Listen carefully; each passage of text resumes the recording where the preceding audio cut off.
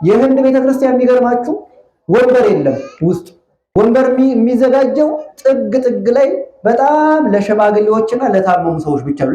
ይሄ ብቻ አይደለም፣ ምንጣፉ የሚቆረቁር ነው የህንድ ቤተክርስቲያን። ለምንድን ነው እንደዚህ ሆነው ተብሎ ሲጠየቁ ቤተክርስቲያን የምንመጣው የክርስቶስን መከራ ልናስብ እንጂ ለምቾት አይደለም ይላሉ ህንዳውያን። በሚቆረቁረው ምንጣፍ ላይ የክርስቶስን መቸንከር እናስባለን።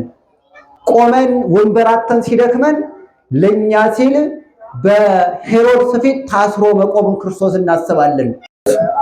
ቅድመ ዓለም የነበረ ዛሬም ያለ ወደፊትም ዓለማትን አሳልፎ የሚኖር በአንድነቱ መከፈል በሶስትነቱ መጠቅለል የሌለበት ዘላለም ሥላሴ ቅዱስ እግዚአብሔር ቅዱስ በሆነ ስፍራው ሰብስቦናልና ለአባቶቻችን አምላክ ለልዑል እግዚአብሔር ክብር ምስጋና ይግባው። አምላክን የወለደች የመላእክት እህት የደናግል የመነኮሳት መመኪያ እናታችን እመቤታችን ቅድስት ድንግል ማርያም የመላእክት እህታቸው የሰማዕታት እናታቸው የደናግል የመነኮሳት መመኪያቸው ቅድስት ድንግል ማርያም ለሷም ክብር ምስጋና ይግባት። የምንማማርበት የትምህርታችን ርዕስ የሚሆነው ሸክሜ ቀላል ነው በሚል ርዕስ ይሆናል። ቃሉን የምናገኘው በማቴዎስ ወንጌል ምዕራፍ 11 ቁጥር 29 ላይ ተጽፎ እናገኘዋለን። ጌታችን ኢየሱስ ክርስቶስ ወደዚህ ዓለም መጥቶ ወንጌል በሚያስተምር ጊዜ ከፈጸማቸው ተግባራት መካከል የበርካታ ሰዎችን ሸክም ማቅለል ነው። ብዙ ሰዎች በደዌ ዳኛ በአልጋ ቁራኛ ታይዘው ሲማቅቁ ከደዌያቸው አሳርፎ በሃይማኖት ርቀው በጣዖት አምልኮ ተዘፍቀው የኖሩትን የእሱን ማንነት የአባቱና የመንፈስ ቅዱስን ጌትነት ነግሮ በእርሱ በአባቱ በመንፈስ ቅዱስ እንዲያምኑ ከጣዖት አምልኮ እንዲላቀቁ በማድረግ ሕሙማነ ሥጋን በተአምራት ሕሙማነ ነፍስን በትምህርት በሚገባ በማስተማር ዓለምን ነፃ አውጥቷል። ዘመኑም ዘመነ አስተርእዮ ይባላል። እንደምታውቁት የመገለጥ ዘመን ክርስቶስ በሥጋ ተገልጾ ብርሃንን አሳይቶ ጨለማ፣ ክህደት፣ ድንቁርናን በትምህርቱ አስወግዶ መድኃኒተ ሥጋ መድኃኒተ ነፍስ ሆኖ ዓለምን የታደገበት ቀን ነው። የዲያብሎስን ሥራ ያፈረሰበትን ቀን ከልደቱ ጀምሮ አብይ ጾም እስኪመጣ ድረስ የክርስቶስን መገለጥ ቤተክርስቲያናችን በሰፊው ታስተምራለች። እየዞረ በሚያስተምር ጊዜ ጌታችን ኢየሱስ ክርስቶስ ከተናገራቸውና ልብን ከሚያሳርፉ ቃላት መካከል አንደኛው እናንተ ሸክማችሁ የከበደ ወደ እኔ ኑ፣ እኔም አሳርፋችኋለሁ። እኔ የዋህ ቀንበሬን በላያችሁ ተሸከሙ፣ ከኔም ተማሩ፣ እኔ የዋህ በልቤም ትሑት ነኝና ለነፍሳችሁም ዕረፍት ታገኛላችሁ። ቀንበሬ ልዝብ ሸክሜ ቀላል ነው ይላል። ሸክሙ የከበደበት በኃጢአት የጎበጠ ዓለም ያስጨነቀው ወደ ክርስቶስ መጥቶ እንዲያርፍ የተነገረ ዕረፍት የሚሰጥ ልዩ ኃይለ ቃል ነው። ሸክም ሊቃውንት እንዳስተማሩን በእውነታውም እንደምንረዳው አንድ ሰው ሸክም ሲበዛበት አንገቱን ይደፋል፣ ጎንበስ ይላል፣ በሰው ፊትም ቀና ብሎ መሄድ አይችልም። ጌታችን ኢየሱስ ክርስቶስ ሸክም ያለው ምንድን ነው ካልን ኃጢአት ሸክም እንዲያስጎነብስ ኃጢአት ሰውን ከማንነቱ አውርዶ ከክብሩ ዝቅ አድርጎ ወይ እንስሳ ያደርገዋል፣ ወይ አውሬ ያደርገዋል፣ ወይ ሰይጣን ያደርገዋል። ሰው እግዚአብሔርን የሚመስል መልክ አለው። መፈጠሩም የእግዚአብሔርን መልክና ራእይ ጠብቆ ሊኖር መጨረሻ ርስተ መንግስተ ሰማይ እንዲወርስ ነው። በሚያደርጋቸው ተግባራት ግን የሰው ልጅ ከሰው ማንነት ወደ እንስሳነት ሊወርድ ይችላል። እግዚአብሔር ከዚህ ይሰውረን። ጾም እየሻረ እንዳገኘ የሚበላ ግብሩ ከእንስሳ ይቆጠራል። ሰውን እንዳሻው እየገደለ በሞቱ ሰዎች የሚደሰት ቁጥሩ ከዲያብሎስ ይቆጠራል። ሰዓትን አይቶ ሰዓትን ለክቶ በቤተ ክርስቲያን ሕግ በአባቶቻችን ተመርቶ የሚኖር ግን በምድር ያለ መልአክን ይመስላል። ኃጢአት ሰውን እንስሳ ወይም አውሬን ሲያስመስል፣ ጽድቅ ደግሞ በምድር ያለ መልአክን ያደርጋል። ኃጢአት ከማንነት ሲያጎድል፣ ጽድቅ የተትረፈረፈ ማንነትን ያጎናጽፋል። ኃጢአት ከእግዚአብሔር ሲለይ፣ ጽድቅ ከእግዚአብሔር ጋር አንድ ያደርጋል። ስለዚህ እናንተ በኃጢአት የጎበጣችሁ፣ ኃጢአት የከበዳችሁ፣ ነፍሳችሁ የተጨነቀች ወደ እኔ ኑ፣ እኔም አሳርፋችኋለሁ። ስርየት ኃጢአት የሚገኝ የተወደዳችሁ ክርስቲያኖች፣ ሰው ወደ ቤተ ክርስቲያን በመምጣትና ሸክም የሚያቀለው ክርስቶስን በማግኘት ነው። የኃጢአት ሸክም የሚረግፈው የነፍስ እረፍት የሚገኘው ወደ ክርስቶስ በመምጣት እንጂ በዓለም ላይ መከራ በመቀበል አይደለም። ሰው እውነተኛው መንፈሳዊ ደስታ የሚያገኘው በክርስቶስ እንጂ በመጠጥ አይደለም። በርካታ ነገሮች ጊዜያዊ ደስታን ሊሰጡን ይችላሉ።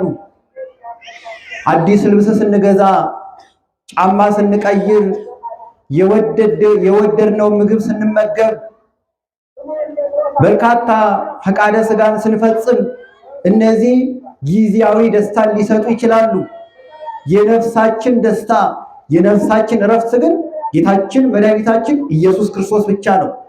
ሌላው ለጊዜው ሸክምን ያቀለለ ይመስላል እንጂ በሸክም ላይ ሸክም፣ በኃጢአት ላይ ኃጢአት፣ በጸጸት ላይ ጸጸትን እየጨመረ ነፍስን የማትወጣው ጨለማ ውስጥ የሚከት ክፉ ምግባር ነው። የተወደዳችሁ ክርስቲያኖች፣ ሰው እግዚአብሔርን አሳዝኖ ነፍሱ ከክብር ጎድላ የዲያብሎስ መቀለጃ ስትሆን ያንን ሸክም የሚያረግፈው ጌታችን ኢየሱስ ክርስቶስ ነው።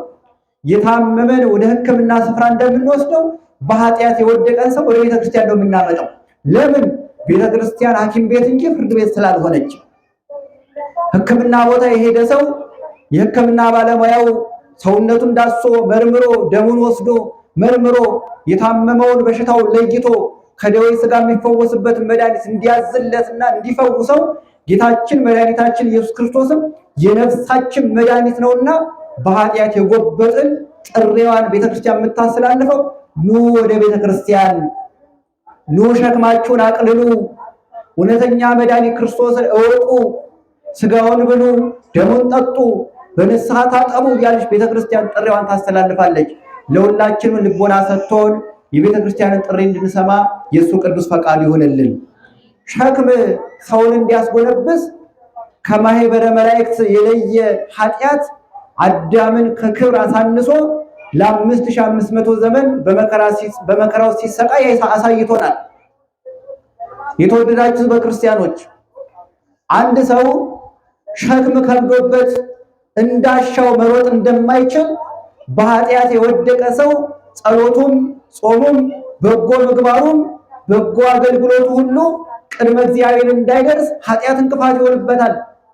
ሰይጣንም ይችን ምክንያት ያገኝና አንተ እኮ እጅህ ቆሽሿል፣ ረክሷል፣ በእግዚአብሔር ዘንድ ጸሎት የሚሰማ አይደለም፣ በአንደበት ተሳድበህበታል፣ በእጆች ብትመጸውት ትላንት ሰርቀህ ነበረ፣ በእግሮች ብትሰግድ ትላንት ጭፈራ ቦታ ነበርክ፣ በአንደበት ብታመሰግን ትላንት ተሳድበህበት ነበር፣ እግዚአብሔር አይሰማህም እያለ ሰይጣን ተስፋ የምንቆርጥበትን ተግባራት ሁልጊዜ ያበጣል። ግን ምዕመናን የፈለገ ኃጢአት ብንሰራ መድኃኒት ሆኖ የሚያድነን የክርስቶስ ስም እንጂ ተስፋ መቁረጥ አይደለም።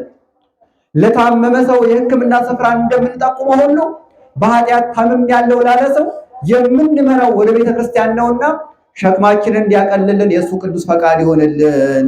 ከዛ በኋላ ክርስቶስ ምን አለ? እኔ በልቤ ትሁት የዋህ ነኝ፣ ከኔ ተማሩ፣ የኔ ሸክም ቀላል ነው፣ ሸክሜ ቀላል፣ ቀንበሬ ልዝብ ነው፣ ሸክሜን በላያችሁ ተሸከሙ አለ። ሰው ኃጢአትን ካራገፈ በኋላ ምንድነው የሚሸከመው ካለ የክርስቶስን ቀንበር ይሸከማል። የማንን ቀንበር? አረ ንገሩኝ። የክርስቶስን ቀንበር ይሸከማል። ይህ የክርስቶስ ሸክም ደግሞ ቀላል ነው። ይህንን የተረዳ ሰው ወደ ቤተክርስቲያን ለመቅረብ አይቸገርም።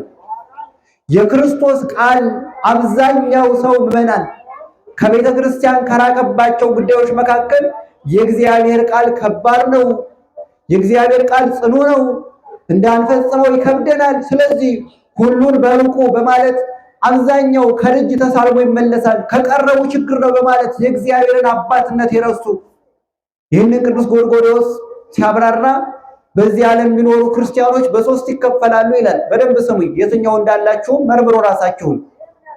በዚህ ዓለም የሚኖሩ ክርስቲያኖች በሶስት ይከፈላሉ። አንዳንዶቹ እንደ ባሪያ የሚኖሩ፣ ሌሎቹ ደግሞ እንደ ሰራተኛ፣ ሶስተኞቹ እንደ ልጅ የሚኖሩ ይላል ቅዱስ ጎርጎርዮስ።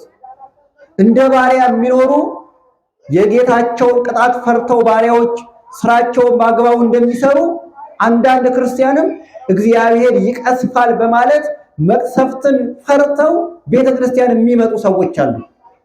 መቅሰፍትን ብቻ ፈርተው ጫማ ለምንድን ነው የምታወልቁ ቢባሉ ቢቀስፈኝስ፣ ለምንድን ነው እንዲህ የምታደርጉት ቢቀስፈኝስ በማለት የእግዚአብሔርን ቁጣ ብቻ ፈርተው ሕግን ለመፈጸም የሚጥረው ልክ አይደለም። እንመጣበታለን። ሁለተኞቹ እንደ ሰራተኛ የሚኖሩ ይላል ቅዱስ ጎርጎርዮስ። ሰራተኛ ከጌታው ዘንድ ተቀጥሮ ሲኖር ወር በገባ በ30 ወይም በተዋዋለበት ቀን ደሞዙን ይጠብቃል። ስራውን በአግባቡ እየሰራ ደሞዙን ይጠብቃል። የሚሰራውም ደሞዙን ተስፋ አድርጎ ነው።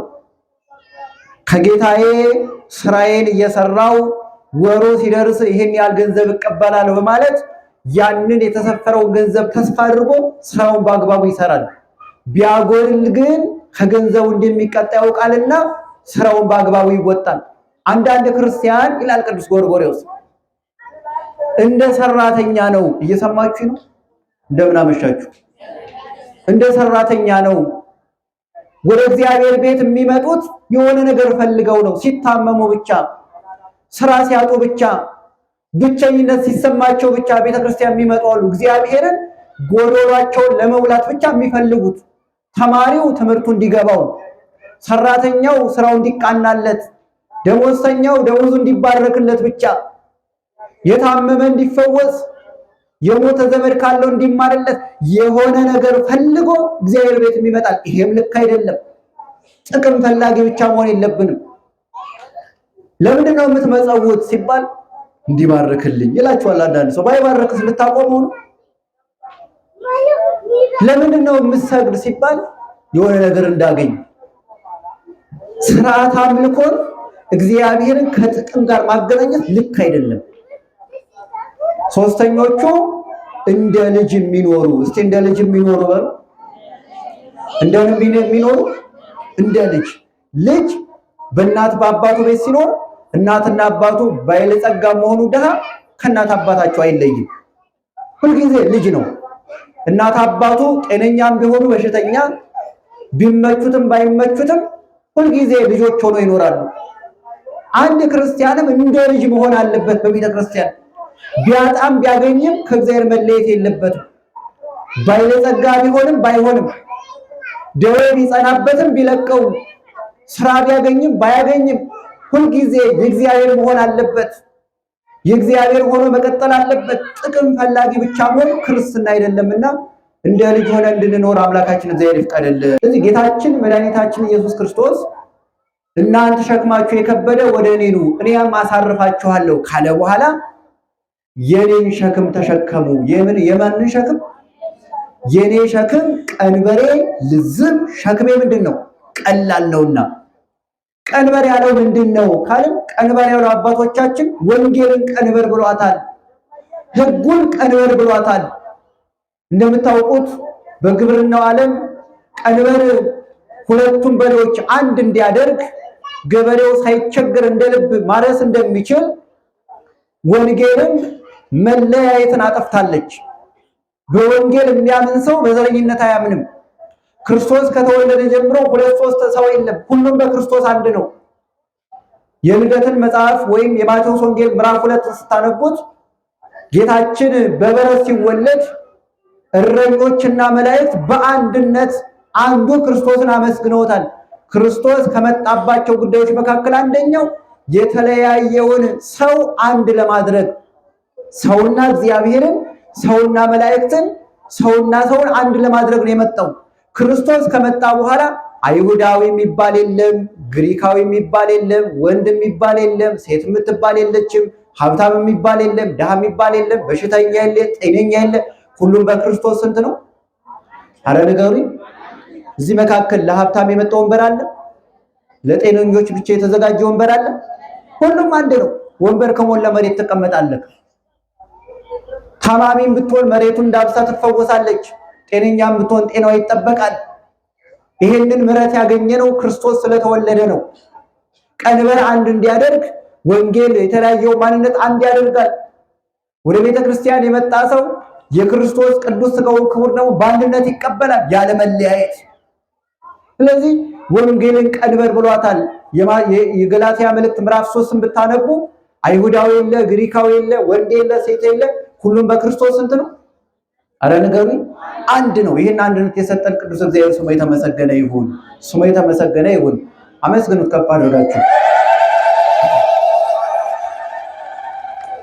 ይህንን ወንጌል ይህንን አንድ የሚያደርግ ቀንበር ተሸከሙ አለ ክርስቶስ። ለምን ብትሉት ሸክሜ ቀላል ነውና ይላል። እስቲ ወደ ጥያቄ ልምጣ። የክርስቶስ ቃል የእግዚአብሔር ቃል ወንጌል ቀላል ነው ከባድ?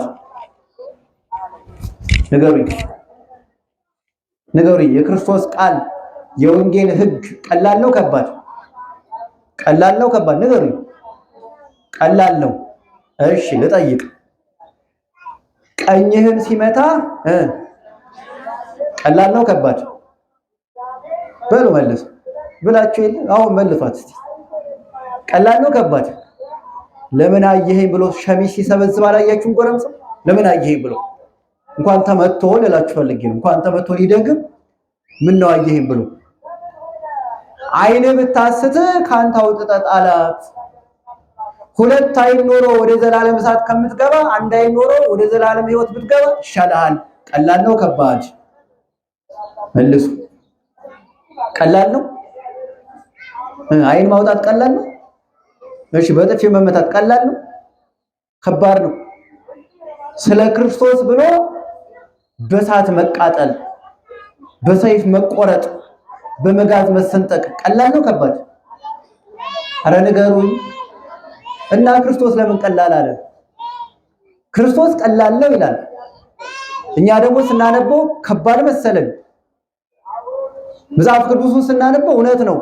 በመጋዝ መሰንጠቁ ከባድ ነው። አይንን ማውጣት ከባድ ነው፣ ትርጓሜ ያለው። በጥፊ ሲመቱን ያኛው መድገም ከባድ ነው። ሲረግሙን መመረቅ አይገርማችሁም? አያኑርህ ብሎ ሲረግመን እድሜ ይስጥህ ማለት ቀላል ነው ከባድ? ወይ ጉድ! እንኳን እንዲህ ቃል ወጥቶ ይቅርና እንዲሁ ገምተን ሰሌንን የምታወራው እንላለን እኮ የተጣላነው ሰው አይደል? ሰሌንን የምታወሩት አይደል እንላቸዋለን ቁጭ ያሉትን ሰዎች። ለሚያሳድዱ መጸለይ ቀላል ነው ከባድ ስንለው አረ እንዲሁ እንደ ስጋዊ ከባድ ይመስላል። ክርስቶስ ግን ምንድነው እያለን ነው? ምን እያለን ነው? ለምን ነው ቀላል ያለው? እንዴት ነው አክብዶ ያየው ካልን የክርስቶስ ወንጌል ቀላል የተባለው ከጌታችን ከመድኃኒታችን ከኢየሱስ ክርስቶስ መከራ አንጻር። እስቲ ክርስቶስን በልባችሁ ሳሉት። እስቲ ሁላችንም ወደ ዓርብ እንጓዝ። ያችን ዕለት ሐሙስን ቀርቦ እናስባት። ጸሎተ ሐሙስ ማታ 3 ሰዓት ላይ ሌባ ለመያዝ ወታደሮች እንዲላኩ መድኃኒት ክርስቶስን ለመያዝ የተላኩ ወታደሮችን ባይምሯችሁ ሳሉት። ፍጹም የዋህና ደግ ክርስቶስን ለመከራ አሳልፎ ለመስጠት ይሁዳ የተገበረውን ተግባር ባይምሯችሁ ሳሉት። እውነተኛ ጻድቅ መስሎ መምህር ወይ ደህና ነህ ብሎ ስሙ አሳልፈው ሲሰጡ አስታውሱት። እስቲ ያችን ዕለት ሐሙስን የዓለሞች ገዢ ክርስቶስን ወደ ኋላ አስረውት እያዳፉ ሲወስዱት ሌሊቱም ሙሉ ግማሹ ምራቅ ሲተፋበት፣ ግማሹ ሲገፈትረው፣ ግማሹ ራሱን በበትር ሲመታው፣ ግማሹ እያፌዘ ሲሰግድበት እስቲ ባይምሯችሁ አምጡት ያችን ዕለት ሐሙስን። ወደ ዓርብ እንጓዝ። የዓለሙ ገዢ ክርስቶስ በይሁዳ ገዢ በሄሮድስ ፊት እጁን በሰንሰለት ታስሮ መቆሙን አስተውሉት ባይምሯችሁ። ለሰማይ ከዋክብትን ለምድር አበቦችን ያለበሰ ጌታ እስቲ ሲራቆት ባይምሯችሁ ሳሉት። በሰው ፊት ላይ እንኳን ምራቅ መጥፋት መንገድ ላይ መጥፋትም ነውር ነው። እስቲ ክርስቶስን ምራቅ ሲተፉበት ባይምሯችሁ ሳሉት። መንገድ ላይ መጥፋት ነውር በሆነበት ሰዓት የክርስቶስ ፊት ላይ ምራቅ ሲተፉ እስቲ ባይምሯችሁ ሳሉት። 40 ዓመታትን ያህል ያለመሰልቸት እስራኤልን ከሰማይ መና እያወረደ ከምድር ዓለት ውሃ እያፈለቀ ያጠጣቸውን አምላክ ለጥሙ መራራ ሐሞትን ሲያጠጡት ባይምሯችሁ ሳሉት። 6666 በማይቆጠር ጅራፍ መገረፉን ባይምሯችሁ ሳሉት። መገረፉ በምናውቀው መደበኛ ጅራፍ አይደለም ብመናል። ሮማውያን ቅጣት የደረሰበትን ሰው ሲገርፉ የጅራፉ ጫፍ ላይ አጥንት ይሰካሉ። በዛ ነው ሰውን የሚገርፉት። ሰውነት ላይ አርፎ ሲነሳ ስጋ ይዞ ነው የሚነሳ። በልባችሁ ሳሉት። እስቲ የተቀበለውን መከራ በልባችሁ ሳሉት። በ5 ችንካር ተሸንክሮ ደሙ ፈሶ ስጋው ተቆርሶ አጥንቱ እየታየ በግራ በቀኝ ወንበዴ ተሰቅሎ በመካከል ክርስቶስ ሆኖ እስቲ ቢያምሯችሁ አምጡት። እስቲ የተቀበለውን መከራ ይህንን የክርስቶስን መከራ ሰማዕታት አባቶቻችን ባይምሯቸው እያሰቡት እንባቸውን እያፈሰሱ በመከራ ጸንተውበታል። ጻድቃን አባቶቻችን የክርስቶስን መቸንከር የሾህ አክሊል መድፋት እያሰቡ ላደረጉት ቆብ፣ ለታጠቁት ሰንሰለት ማቅ፣ ለለበሱት ቀሚስ የክርስቶስን መከራ ምስክር አድርገው ለዘመናት ኖረውበታል። መነኮሳት የክርስቶስን የሾህ አክሊል ለማስታወስ ቆብ ያደርጋሉ። ሌሊትም ሲተኙ አይወልቁትም። መታሰሩን ለማስታወስ እጃቸው ላይ መቁጠሪያ ያደርጋሉ። በገመድ መታሰሩን አሁንም ለማስታወስ በውስጣቸው ወይ ሰንሰለት ወይ በቆዳ የተሰራ ገመድ ያደርጋሉ። የለበሰውን ከለሜዳ ለማስታወስ ቀሚስ ያደርጋሉ። ዘወትር ለክርስቶስ የታመኑ ሆነው ይኖራሉ መነኮሳት። ይህንን የሚያስታውሱት አባቶቻችን መነኮሳት ክርስቶስን ዘወትር በልባቸው ተስሎ ለማየት ነው፣ ለሌላ አይደለም። ይሄ የክርስቶስ መከራ እኛ ላይ የሚደርሰውን መከራ እንድንታገስ ያጸናል። ኦርቶዶክሳውያን አንድ ክርስቲያን መጽሐፍ ቅዱስ እያነበበ የመጽሐፍ ቅዱስን ቃል ለመተግበር ከአቅሙ በላይ ሲሆንበት ወይም ሲጨንቀው በአእምሮ ሊያመጣው የሚገባው ምንድነው ካላችሁ፣ እኔ እንድጾም ነው የታዘዝኩት፣ ጌታዬ ኢየሱስ ክርስቶስ ምራቅ ተተፍቶበት የለ ማለት አለበት ለራሱ። እኔ እኮ ስገር ነው የተባልኩት፣ ጌታዬ ኢየሱስ ክርስቶስ ለኔ ሲል መሬት ላይ ወድቆ የለ ማለት አለበት። በመከራ መጽናት ከፈለገ ለመመጽወት ሲቸገር እጁ ሲያጥርበት ስስት ሲያጠቃው ምን ማለት አለበት ለልቡ? እኔ እኮ ሳንቲም ነው ስጥ የተባልኩት፣ ጌታዬ ኢየሱስ ክርስቶስ ለኔ ስጋው ቆርሶ ሰጠኝ የለ ወይ ማለት አለበት። ይሄ ነው የሚያጸናው ሰው እንዲመጸውት የሚያደርገው የክርስቶስ መከራ ነው። እነ ቅዱስ ጊዮርጊስን አስታውሱ። ቅዱስ ጊዮርጊስ አባታችን ለ7 ዓመታት ያህል መከራ ሲቀበል አሁን ጥር 18 የሚከበረው ዝሮታ አጽሞ 70 ነገስታት ይህንን ታላቅ ሰማዕት ከምድረ ገጽ ለማጥፋት 40 ቀን የፈጀ መንኮራኩር ሰሩ። 40 ቀን የፈጀ በ40ኛው ቀን ያንን ታላቅና ቅዱስ የእግዚአብሔር ምስክር በመንኮራኩሩ ፊት አቆሙት። እግዚአብሔርን ብትክድ እኛ ለምናመልከው አምላክ ብትታመን ሽልማት ሹመቱ ከፊት ይጠብቀሃል። ግን እግዚአብሔርን አምላክ ብታደርግ የኛን ትእዛዝ ባትቀበል ይሄ መንኮራኩር መፍጫ ላንተን የተዘጋጀው አሉት ቅዱሱን። ያ ታላቅና ጀግናው አርበኛው ቅዱስ ጊዮርጊስ መንኮራኩሩን በተመለከተ ጊዜ ልቡ ደነገጠ ይላል። እተርፍ ይሆንን አለ በልቡ። በደንብ አዳምጡኝ። እዚህ ገብቼ እተርፍ ይሆንን ብሎ ልቡ ተሸበረ። ግን የልቡን መሸበር ያጸናው ምንድነው ካላችሁ፣ እፎ ይሄሊ ከማምላኬ ተሰቅለ ዲበፀ መስቀል አምላኬ ጌታዬ መድኃኒቴ ኢየሱስ ክርስቶስ በመስቀል እንደተሰቀለ እንዴት አላስብም ማለትና የመንኮራኩሩ መከራ በክርስቶስ ተክቶ ለመከራው ጸና ማለት ነው። ስለዚህ ክርስቲያኖች በጠዋት ቤተክርስቲያን ኑ ስትባሉ እንቅልፉ ካስቸገረ የሞተላችሁ ክርስቶስን አስቡት። ስጋውን የቆረሰ ክርስቶስን አስቡት። ውለት አለብኝ በሉት። እንድንጾም ቤተክርስቲያን ስታዝ እንዴት ብዬ ጾማለሁ የሚል የስንፍና ሐሳብ ሲመጣብን ጌታዬ ኢየሱስ ክርስቶስ ለኔ ሲል ያን ሁሉ መከራ ተቀብሎ የለም ብላችሁ ለልባችሁ ንገሩት። መቆም ሲያቀታችሁ ቅዳሴ ሰዓት ላይ እኔ በአማረ ምንጣፍ ላይ ነው ያለሁት፣ የኔ አምላክ ግን ለ3 ሰዓታት በችንካር ላይ በመስቀል ላይ ቆሟል፣ እንዴት ይህንን አላስብም በሉት ለራሳችሁ። በህንድ ቤተክርስቲያን የኢትዮጵያውን ታውቁታላችሁ፣ ምንጣፉ ያስተኛልም ጭምር ምቾት ጥሩ ምንጣፍ ታምጣላችሁ እናንተ ናችሁ፣ እግዚአብሔር ይስጥልን። የህንድ ቤተክርስቲያን የሚገርማችሁ ወንበር የለም ውስጥ። እየሰማችሁ ነው? የለም ወንበር የሚዘጋጀው ጥግ ላይ በጣም ለሸማግሌዎችና ለታመሙ ሰዎች ብቻ ነው። ሌላውስ ቆም ልትቀመጥ ነው የመጣ ቆም፣ ወንበር የለም። ይሄ ብቻ አይደለም፣ ምንጣፉ የሚቆረቁር ነው። የህንድ ቤተክርስቲያን አይመችም። ለምንድን ነው እንደዚህ የሆነው ተብሎ ሲጠየቁ ቤተክርስቲያን የምንመጣው የክርስቶስን መከራ ልናስብ እንጂ ለምቾት አይደለም ይላሉ ህንዳውያን። በሚቆረቁረው ምንጣፍ ላይ የክርስቶስን መቸንከር እናስባለን። ቆመን ወንበራተን ሲደክመን ለኛ ሲል በሄሮድስ ፊት ታስሮ መቆምን ክርስቶስ እናስባለን ብለው ህንዳውያን ኦርቶዶክሳውያን ማለት ነው በቤተ መቅደሳቸው ክርስቶስን ያስባሉ። ስለዚህ ለመቆም ስንቸገር የክርስቶስን መከራ ማስታወስ ነው፣ ሌላ ምንም አይደለም።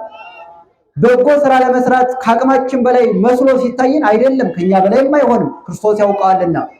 እንዲህ ሲሆንብን ለኔ ሲል ጌታዬ መድኃኒቴ ኢየሱስ ክርስቶስ መከራን ከተቀበለ እኔ ጥቂቷን ነገር ብቀበል ምን ይደንቃል ብለን ለልባችን ስንነግረው ያን ጊዜ እንጸናለን። እንድንጸና አምላካችን እግዚአብሔር ይፍቀድልን። ይህን የክርስቶስን መከራ አባቶቻችን እያሰቡ እነ አፄ ቴዎድሮስ በነገስታት ታሪክ 40 ቀን ኮሶ ይጠጡ ነበር። ይገርማችኋል፣ የክርስቶስን መራራ ሞት ለማስታወስ እና አባ በማጽዮን ክንድ ሙሉ ስንዝር ሙሉ ችንካር በእግራቸው ያስገቡት ነበር፣ የክርስቶስን መከራ ለማሰብ በመግባር በሃይማኖት ለመጽናት። ስለዚህ የክርስቶስን መከራ ያሰበ ሰው በጥፊ ቢመታ አይደንቀው፣ ቢሰደብ አይገርመው፣ ቢናቅ ከምንም አይቆጥረው። ለምን? ክርስቶስ ለኔ ይህን ያህል መከራ ከተቀበለልኝ እኔ ለሱ ስል ይችን ጥቂት ነገር ብቀበል ምንም አይደለም ብሎ አምላካችን እግዚአብሔር የክርስቶስን መከራ እንድናስብ የሱ ቅዱስ ፈቃድ ይሆንልን። ጠዋት ስትነሱ ጌታችን ለኛ ሲል መታመሙን እንዳትረሱ። ምግብ ስትበሉ የህይወት እንጀራ ክርስቶስን እንዳትዘነጉ። ተራራ ስትወጡ ወንጌል ለማስተማር ተራራ መውጣቱን አስታውሱ። ከተራራው ስትወርዱ ክርስቶስ አስተምሮ መውረዱን አስታውሱ። ውሃ ስትጠጡ የህይወቷ ክርስቶስን አስታውሱ። ኃጢአት ሲመጣባችሁ ክርስቶስ ፊታችሁ እንዳለ አስታውሱ። ማንም ሰው በሰው ፊት ኃጢአት እንዳይሰራ ከሰው በላይ ክርስቶስ ያየኛል በሉት። ያን ጊዜ ከኃጢአት ይጠብቃል። ከኃጢአት እንድንጠበቅ አምላካችን እግዚአብሔር ይፍቀድልን። ሌላ ሁለተኛው ወንጌል ቀላል ነው አለ ክርስቶስ። ሸክሜ ቀላል ነው። ወንጌልን ቀላል ያለበት ምክንያት ከሰማይታት መከራ አንጻር። እስቲ ከሰማይታት መከራ አንጻር በሉ። አረ ነገሩኝ። ከማን መከራ አንጻር? ከሰማይታት መከራ አንጻር። የተወደዳችሁ ክርስቲያኖች ዛሬ እኛ ጧፍ አብርተን ነጭ ለብሰን በዚህ ቤተክርስቲያን ለመሰብሰብ የበቃ ነው የቀደሙት አባቶቻችን ሰማይታት በርካታ ደምን አፍሰው ነው። የሰው ደም አፍሰው አይደለም፣ የራሳቸው ደም ፈሶ ያለ ስጋት ያለ ሐሳብ በቤተክርስቲያን ተሰብስበን ቅዳሴው የምንሳተፍ ወንጌል የምንማር የምንዘምረው ሐዋርያት በየእስር ቤት መከራ ተቀብለው ባስረከቡን ክብር ነው። እነ ቅዱስ ጳውሎስ ጨለማ ቤት ታስረው በሰይፍ ተሰይፈው በድንጋይ ተወግረው መርከብ ተሰብሮ ተጥመው፣ እነ ቅዱስ ጴጥሮስ ቁልቁል ተዘቅዝቀው፣ እነ ማትያስ እንደ በግ ሳር ግጠው፣ እነ ቶማስ ዘመርአስ የመራሱ ኤጲስቆጶስ ቶማስ ለ22 ዓመታት አካሉ ተቆርጦ ብቻውን ቀርቶ አፍንጫው ተቆርጦ ጆሮው ተቆርጦ እጅና እግሩ ተቆርጦ ራቁቱን ሆኖ ሕይወቱን ለዚህ መከራ አሳልፎ በመስጠት እነ ቶማስ ወንጌላዊ እንደ በግ ቆዳቸው ተገፎ በርካታ መስዋዕትነት ከፍለው ነው አባቶቻችን ክርስትናን ያቆዩት። በዘመነ ሰማዕታት 47 ሚሊዮን ክርስቲያኖች ተገለዋል። ምዕመናን 47 ሚሊዮን በየወጡበት ይቀሩ ነበር። ክርስትና ወንጀል ተብሎ እንዲህ ተሰብስቦ ማምለክ አይቻልም በፍጹም። የቀድሞ ክርስቲያኖች የጥንት ክርስቲያኖች ማምለክ ሲፈልጉ እግዚአብሔርን ዋሻ ውስጥ ተደብቀው እንጂ በአደባባይ ማምለክ ፍጹም የተከለከለ ነው። በየዋሻው በየጉድጓድ ውስጥ እየገቡ ቅዳሴ እየቀደሱ ስጋው ደግሞ እየተቀበሉ ወንጌል እየተማማሩ ክርስትናቸውን ያጸሩ ነበር። በዚሁ አጋጣሚ እስቲ የክርስትና ልጅ ያላችሁ እጃችሁን አውጡ እስቲ አንዴ። የክርስትና ልጅ እኔም አለኝ። የክርስትና ልጅ ያላችሁ ተው አውጧት እንጂ አትዋሹ። ስንቱ ያልተቀበላለ የክርስትና ልጅ ያላችሁ 1 2 የክርስትና ልጅ በዚህ በኩል የክርስትና ልጅ በጣም ጥሩ በጣም ጥሩ። እሺ አመሰግናለሁ። አውሩት። ምን አደረጋችሁላችሁ? የፋሲካ ዳቦ ወሰዳችሁ? ልብስ ገዛችሁ? ጥሩ እኮ ነው። ዳቦ መውሰድ ልብስ መግዛት ጥሩ ነው። እንኳን ለልጅ ለሌላ ቢደረጋል። ሌላ ምን አደረጋችሁ? የክርስትና ልጅ ያላችሁ ወይም የክርስትና እናት አባት የሆናችሁ ቤተክርስቲያን የሕፃኑን አውራ ጣት ይዛ ቃል ስታስገባል ለምን ዓላማ ይመስል ለመዛመድ ይመስላችሁ? እንድንዛመድ ስንት ሞልቶ መዛመጃ። የሚገርማችሁ በቀድሞ ክርስቲያኖች ሕይወት የክርስትና ልጅና እናት አመጣጡን ልንገራችሁ። ክርስቲያኖች ከቤት ወደ ገበያ ሲወጡ ምን ያደርጓቸው ነበረ? ክርስቲያን መሆናቸው ከታወቀ ይገሏቸዋል። መንገድ ላይ እየሰማችሁ ነው። ክርስቲያን መሆናቸው ገለው ቱቦ ነው የሚጥሏቸው። ምንም ሕግ የለም በዛን ጊዜ። በድንጋይ ቀጥቅጠው ወይም በሳት አቃጥለው ወይም በሰይፍ ወቅተው ይገሏቸዋል። እና ሲወጡ ክርስቲያኖች ምንድን ነው የሚሉት? ለጎረቤታቸው ወዳጄ እኔ ወጥቼ ልመጣ ነው፣ ድንገት ክርስቲያን መሆኔ ታውቆ ከተገደኩ ልጄን አደራ፣ ምኔን አደራ አስተምሩልኝ ነው። አደራ ማለት ለማሳደግ ብቻ እንደመስላችሁ፣ ልጄን አደራ እግዚአብሔርን እንዲያውቅ ወንጌል አስተምሩኝ ብለው አደራ ይሰጣሉ። ዛሬም የክርስትና እናትና አባት አድርጋ ቤተክርስቲያን የምትሾመን እንድናስተምር እንጂ የፋሲካ ዳቦ ይዘን እንድንሄድ ብቻ አይደለም። ምን አስቡበት እንግዲህ በእግዚአብሔር ፊት ትጠየቃላችሁ። ሳታስተምሩ ያ ልጅ ዱርዬ ቢሆን ሱሰኛ ቢሆን ሃይማኖትን ቢለውጥ የታለ የክርስትና እናቷ የታለች? ምን ልትሰራ ልታስተምር አልነበር ወይ? አባትዬ የታለ የሚል ጥያቄ ይመጣል። እግዚአብሔር ከዚህ ሁላችንንም ይጠብቀን እና በዛ መከራ ውስጥ አባቶቻችን ሰማዕታት፣ እናቶቻችን ሰማዕታት ለቤተ ክርስቲያን በርካታ መስዋዕትነት ከፍለዋል። ዛሬ እኔና እናንተ ጧፍ እያበራን ነው። እነዛ ሰማዕታት እነሱ እንደ ጧፍ ሊበሩት እንደ ሻማ ጧፍ ሻማ ነዶ ቀልጦ ለሌላው ብርሃን እንዲሆን ሰማዕታት አባቶቻችን እናቶቻችን እነሱ ተገለው ለቤተ ክርስቲያን ሕይወት ቀጥለዋል። እነ ቅዱስ አግናጢዮስ ለአንበሳ ተሰጠው፣ እነ ፖሊካርፐስ በሳት ተቃጥለው ምን ስማቸውን ዘርዝረን መች እንጨርሰዋለን? በዘመነ ሰማዕታት ያለቀው ክርስቲያን ክፉ ነገስታት እንደ ኳስ መጫወቻ ስቴዲየም ይሰሩና ጣዖት የሚያመልከውን በቦታው አስቀምጠው እነሱ ከዙፋን ላይ ተቀምጠው ክርስቲያኖችን ከመሃል አድርገው ክፉ አውሬ ይለቁባቸው ነበር። እንደና አንበሳ እንደ ጅብ ያለ ክርስቲያኖችን እየታገለ ሲበላቸው ህዝቡ ከላይ ሆኖ ይዝናናል። ጣዖት የሚያመልከው ማለት ነው። እንዲህ ሆነው መከራ ተቀብለው ነው ክርስትናን ያስቀጠሏት። ስለዚህ የተወደዳችሁ በክርስቲያን ብርዱ ሲጸናባችሁ፣ ጾሙ ሲከብዳችሁ ደማቸውን ያፈሰሱ ሰማዕታትን ባይምሯችሁ ሳሉ አምጧቸው። እኔ ደምን አፍስ ያለኝ የለ ወንጌል ቁጭ ለተማር እንጂ ታዲያ እንዴት ከነሱ ማነስ ያቀተኝ ከነሱ መብለጥ ቢያቀተኝ እንዴት ከነሱ አንሳለሁ በሉ ለራሳችሁ። እዚህ ወንጌል ስትማሩ ገንዘብ ከፈሉ ያላችሁ የለም። እነሱ ግን ደማቸውን ከፍለዋል። እዚህ ወንጌል ስትማሩ ሀብታሞች ግቡ፣ ድሆች ውጡ ያለ የለም።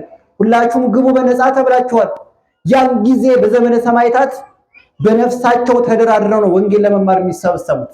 በነፍሳቸው ብንሞትም እንሙት ብለው በደም የተሰበከን ወንጌል ዛሬ በወንበር ተቀምጠን መማር አቃተን። ምን በመከራ የተማሩት አባቶቻችን ዛሬ ምንጣፍ ተነጥፎልን ማይኩ ተዘጋጅቶልን ሁሉ ተሟልቶልን መማር አቅቶን ለወሬ ብቻ ጊዜ ሰተን እኔ እውነቱን ተናግሬ ልውረድ።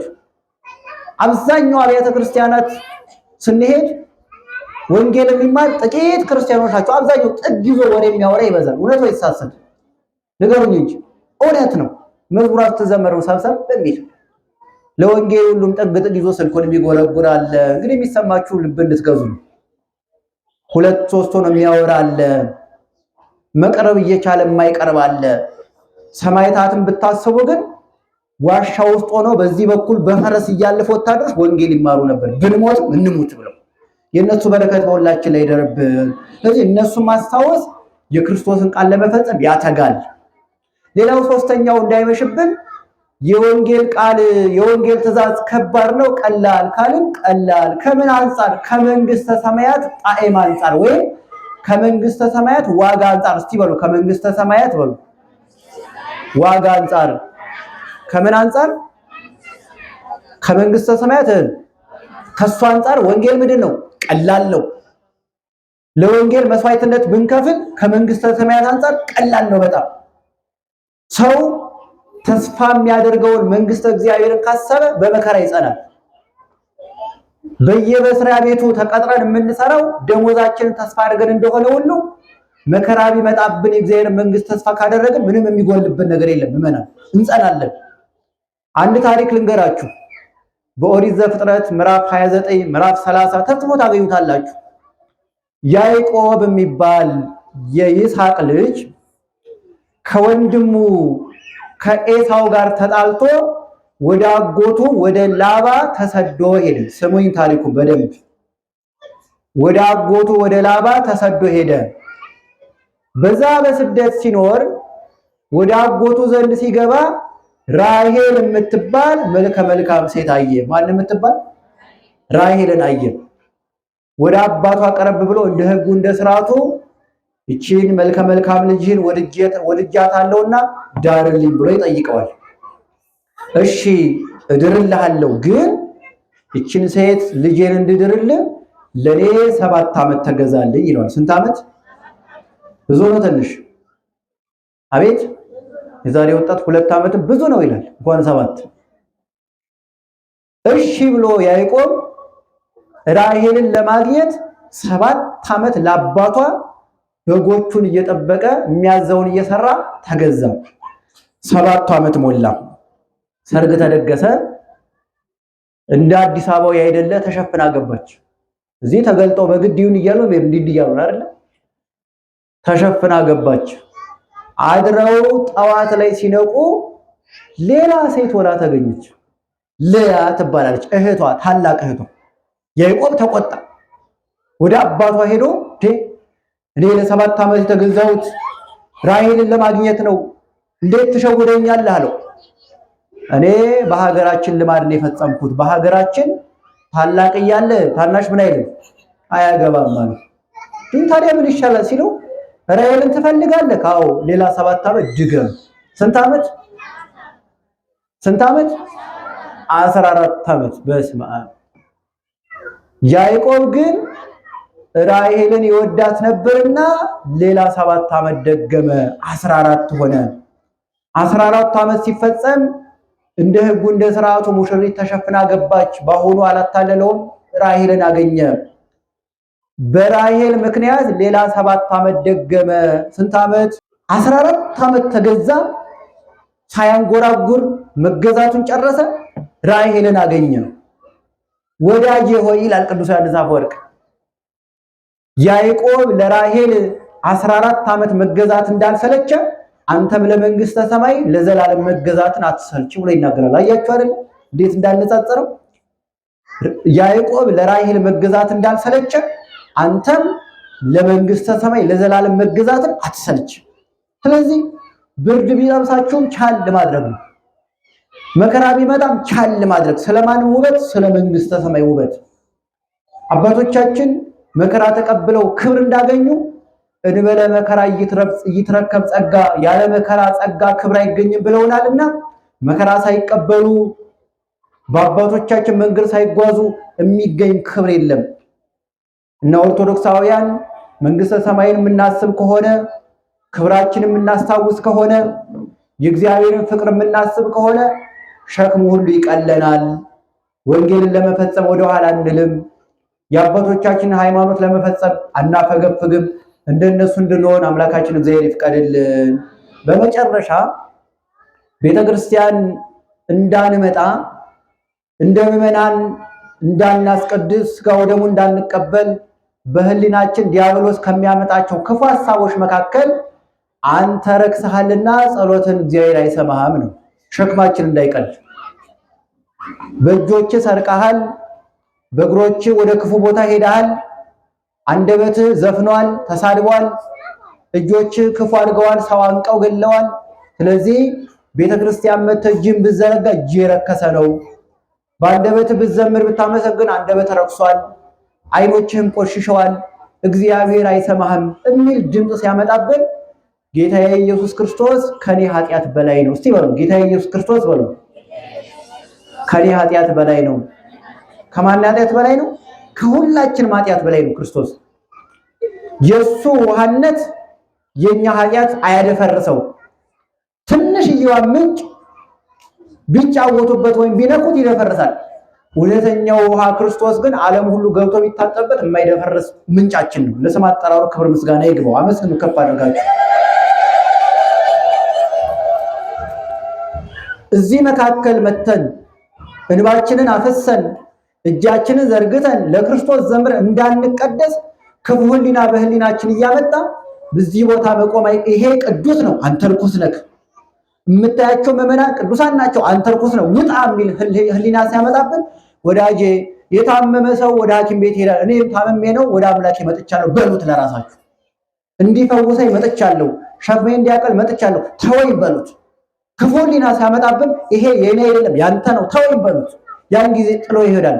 ሸክምም ያቀል ክርስቶስ ነውና የሁላችንም ሸክም ያቀልልን። ቅዱስ የሆነው ወንጌሉን በልቦናችን ጽፈን በህይወታችን ተግብረን የቀደሙ አባቶቻችን በተግባር ፈጽመው ምግባር ከሃይማኖት ተካክሎላቸው በጎ ሰርተው ክብር እንደወረሱ እኛም ሃይማኖትን ከምግባር አስተባብረን በጎ ሰርተን የመንግስቱ ወራሽ የስሙ ቀዳሽ እንድንሆን የአምላካችን ቅዱስ እግዚአብሔር መልካም ፈቃድ ይሆንልን። የእናታችን ድንግል ማርያም በረከት የጻድቃን የሰማዕታት በረከት በሁላችን ላይ ይደር። ስብሐት ለእግዚአብሔር ወለወላዲቱ ድንግል ወለመስቀሉ ክብር። ይቆየን።